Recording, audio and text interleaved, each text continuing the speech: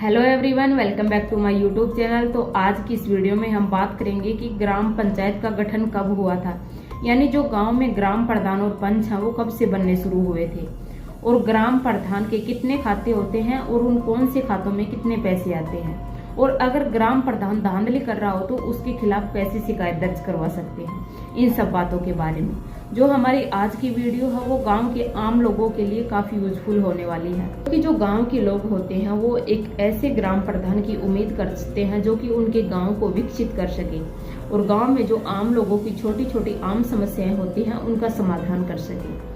इसमें देखो चलो, कुछ ग्राम प्रधान तो ईमानदार होते हैं जो अपना काम ईमानदारी के साथ करते हैं, गांव को आगे बढ़ाने की कोशिश करते हैं, गांव में जितनी भी योजनाएं आती हैं उन सभी योजनाओं का गांव में प्रयोग करते हैं।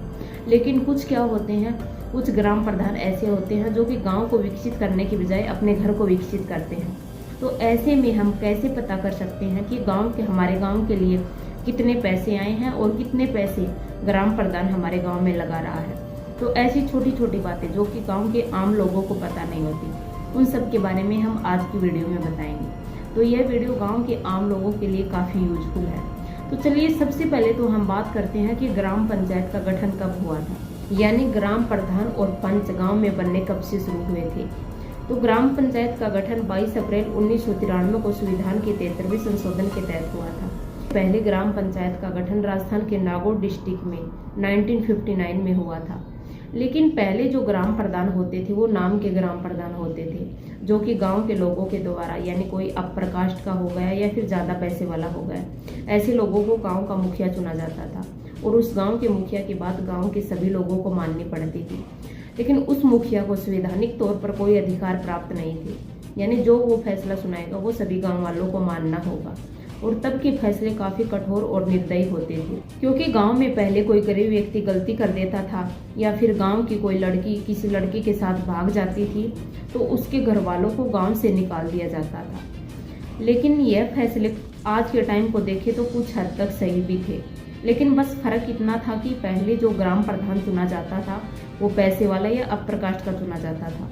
मतलब गाँव के सभी कास्ट के SC ST OBC जैसे सभी को ग्राम प्रधान बनने का मौका नहीं मिलता था। लेकिन अब क्या है, अब सभी को ग्राम प्रधान बनने का मौका मिलता है।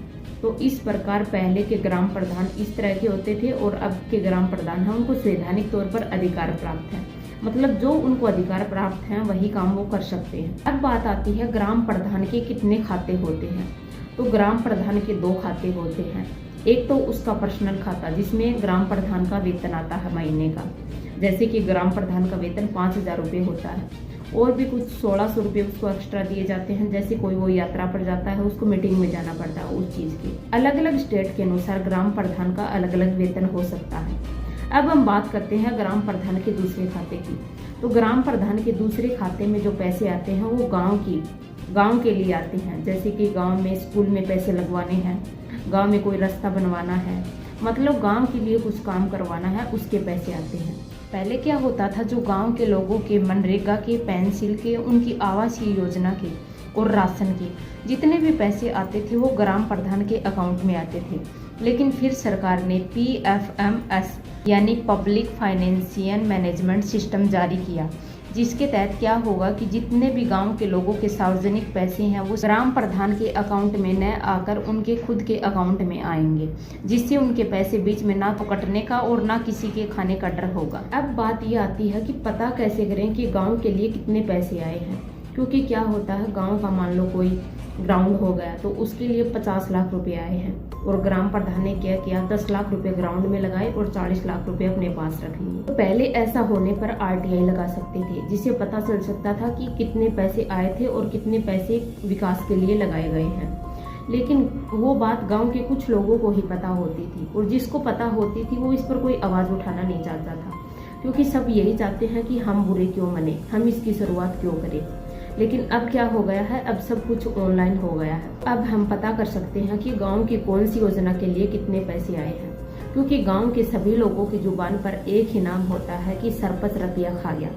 लेकिन इसके अंदर का जो मामला होता है उसके बारे में किसी को पता नहीं होता कि गांव की कौन सी योजना के लिए कितने पैसे आएंगे, कितने पैसे उस योजना के लिए गांव में लगाए जाएंगे। और जिनको पता होता है कि किस चीज़ के लिए गांव में कितने पैसे आएंगे वो बोलते नहीं हैं, वो चुपचाप रहते हैं।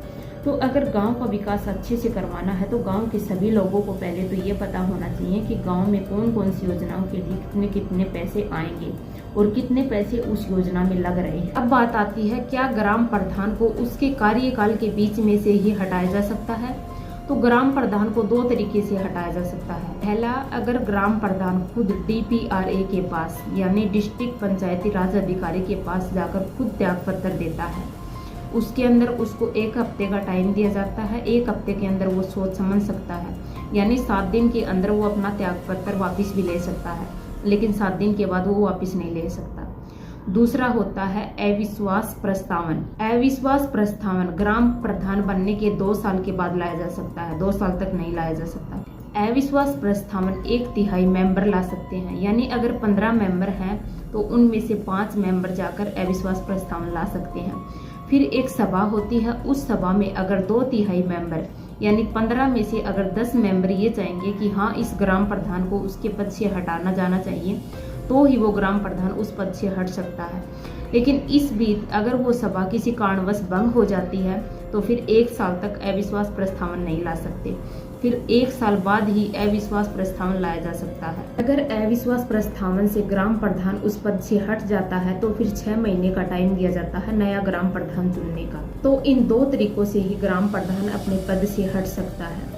हमारी आज की वीडियो बनाने का मोरल था वो यही था कि जो भी ग्राम प्रधान बने, क्योंकि जो गांव के लोग होते हैं वो बहुत ही उम्मीद के साथ अपने ग्राम प्रधान को चुनते हैं, तो ग्राम प्रधान बनने के बाद उसको सभी के साथ सम्मान व्यवहार करना चाहिए। यह नहीं कि इसने मेरे वोट दिए थे तो इन्हीं की साइड की मनालियाँ बनाऊंगा, इन्हीं की साइड के रास्ते बनाऊंगा। ग्राम प्रधान को गांव के सभी लोगों के लिए सम्मान कार्य करने चाहिए। और गांव के लोग किसी चीज़ के लिए जिद कर रहे हैं या फिर किसी काम को ना होने की जिद कर रहे हैं, तो जो ग्राम प्रधान होता है उसका यही दायित्व बनता है कि लोगों की बात को समझे और उनको अपनी बात को समझाए। यह नहीं कि उन लोगों के बराबर हो जाए। वो ये कह रहे हैं कि यह काम नहीं होना चाहिए और ग्राम प्रधान कह रहा है कि यह काम होगा। क्योंकि जो गांव के लोग ये बात बोल रहे हैं वो मान लो थोड़ा बहुत कम पढ़े लिखे हो सकते हैं, उन्होंने मुखिया आपको किस लिए चुना है, आप में सारी काबिलियत देखकर ही तो उन्होंने गांव का प्रधान चुना होगा। तो इसमें ग्राम प्रधान को गांव के लोगों की बातों को भी समझना चाहिए और अपनी बात को कैसे पेश करना है उसको यह भी पता होना चाहिए, ताकि गांव के लोग भी खुश हो सकें और गांव का भी विकास हो सके। और हमें भी पहले प्रधानमंत्री और मुख्यमंत्री को छोड़कर सबसे पहले हमें अपने गांव का प्रधान अच्छे से चुनना चाहिए, क्योंकि मुख्यमंत्री और प्रधानमंत्री की योजनाएं तभी हमारे पास पहुंचेगी जब हमारे गांव का प्रधान चाहेगा, जब वो हमें सारी योजनाओं के बारे में बताएगा और उन योजनाओं को अपने गांव में करना चाहेगा, तभी गांव विकसित होगा। और हर गांव विकसित हो जाएगा तो देश अपने आप ही विकसित हो जाएगा। तो आज के लिए इतना ही। और अगर आपको मेरी वीडियो अच्छी लगी हो तो लाइक करें, शेयर करें और हाँ, चैनल को सब्सक्राइब जरूर करें। धन्यवाद।